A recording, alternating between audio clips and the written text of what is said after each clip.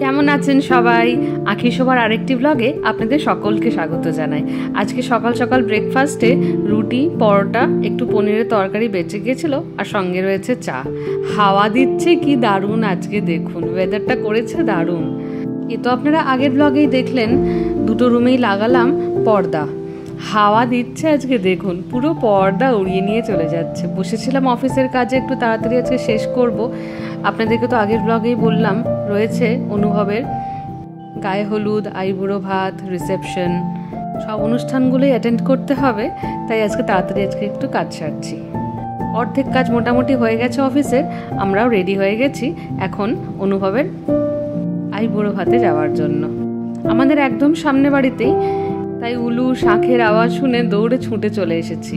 এই যে এটা হচ্ছে মৌসুমী আন্টির বাড়ি, ভীষণ সুন্দর করে সাজানো ভেতরটা। আপনাদেরকেও নিয়ে যাই চলুন। অ্যাপার্টমেন্টের মোটামুটি সব লোকজনই এসে গেছে। এসেছেন মৌসুমী আন্টির আঙ্কেলের কিছু রিলেটিভসও। এই যে ঢুকতেই একটা শু র্যাক, আর এই দিকটাতে ঢুকে রয়েছে ডাইনিং আর লিভিং স্পেস।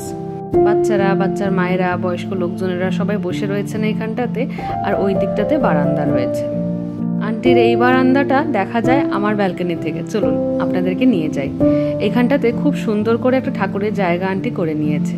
কি সুন্দর লাগছে দেখুন, একদম মিনিমালিস্ট ভাবে সাজিয়ে রেখেছে ঘরটাকে। আর এই যে একে তো চিনতেই পারছেন, আমাদের পুটপুটি অভিলাষা। আর ওই দেখা যাচ্ছে আমার বারান্দাটা, দরজাটা খুলেই এসে গেছে, দেখেছেন?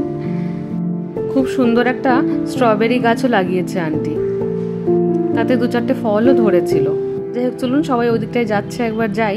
এখানটাতে লিভিং স্পেসটা পার করেই রয়েছে একটা বেসিন, আর উল্টো দিকে রয়েছে একটা ওয়াশরুম, পাশেই রয়েছে একটা বেডরুম, আর তার সামনেই রয়েছে কিচেন আর ডাইনিং স্পেসটা।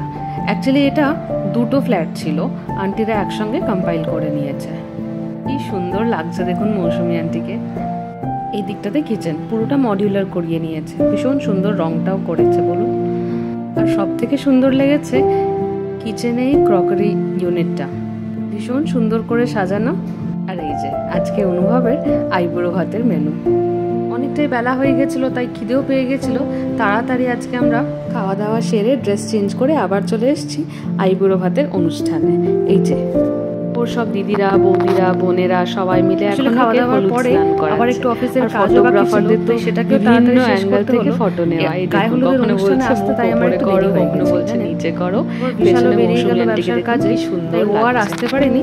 আমি অনুষ্ঠানগুলোয় সবাই যখন এক রঙের জামা কাপড় পরে আসে, কি সুন্দর উজ্জ্বল লাগে। বিয়ে হয়েছে, আমার একটু অফিসের কাজ ছিল, তাই একটু দেরি করে আসা হয়েছে। মৌসুমী আন্টি আমাকে জোর করেই ওখানে পাঠালো যে যাও নিষ্ঠা, তুমি একটু ছবি তোলো। আশেপাশে যারাই রয়েছে সবাই অনুভবের হয় বোন, দিদি নয় বৌদি। তো আমাকেও আন্টি একটু জোর করে ঠেলেই রীতিমতো পাঠালো। নেকারি কাজ করা একটা হলুদ রঙের শাড়ি ছিল আমার, জানেন, কিন্তু ওটা এত ভারী আর আমি একা একা পরতে পারবো না বলে এই গোলাপি আর হলুদে ডুয়েল টোন শাড়িটা পরেছি। একটু অন্যরকমও হয়েছে, ভালোই লাগছে বলুন। এখন ফটোগ্রাফারের ইনস্ট্রাকশন অনুযায়ী আমরা কেউ এখানে হাত রাখছি, ওখানে হাত রাখছি, ফটোগ্রাফার যেমন বলছে আমরা এখন তাই করছি। খুব হাসি মজা হচ্ছে। আর অনুভবের চেহারাটা দেখুন। আমরা তিনজন তো সোজা হয়ে দাঁড়িয়ে রয়েছি, যারা সাইডে রয়েছে তারা সমানে বলে যাচ্ছে আমাদের কোমর ধরে গেছে, আমাদেরকে এবার একটু মাঝখানে দাও। কিন্তু আমরা কেউই মাঝখানে জায়গাটা ছাড়তে নারাজ। যাই হোক, এই যে খুব সুন্দর করে ছবি তোলা হচ্ছে। ছেলে মায়ের মুখের দিকে তাকিয়ে রয়েছে, আর মা ছেলের গায়ে হলুদ লাগিয়ে দিচ্ছে। লাঞ্চের জন্য আমি বিশালের অপেক্ষা করছিলাম কতক্ষণে আসবে, কিন্তু অনেকটাই দেরি হয়ে গেছে ওর আস্তে আস্তে। আর তাই মৌসুমী আন্টি দেখুন কত জোগাড়জান্তি করে আমাদের দুজনের জন্য খাবার পাঠিয়েছে। দেখুন এইটা নাকি দুজনের খাবার পাঠিয়েছে, আমাদের প্রায় 5-6 জনের খাবার হয়ে যাবে। এত কিছু খেয়ে দিয়েছিলাম একটা লম্বা ঘুম, ঘুমটা ভাঙলো এই যে সানাইয়ের আওয়াজে। বরযাত্রী বেরোচ্ছে, ওই দূরে দেখা যাচ্ছে বরের গাড়ি, আর সামনে এই লাল সাদা রঙের বাসটায় যাচ্ছে বরযাত্রী। খাওয়া দাওয়া করে তো ঘুমিয়ে গেছিলাম, এটা পরের দিন দুপুরবেলায়। তো আপনারা দেখলেনই মৌসুমী আন্টি প্রচুর খাবার পাঠিয়ে দিয়েছিল, তাই কালকের খাবারটাই আজকে কন্টিনিউ হচ্ছে। এই যে শাক ভাজা, ভাত, ডাল আর একটুখানি ডিম ভেজে নিয়েছিলাম, রয়েছে আমের চাটনি আর কটা পেঁয়াজি। তাড়াহুড়োতে কাজ শেষ করেছিলাম আজকে, চলে এসেছি আজকে রিসেপশনে।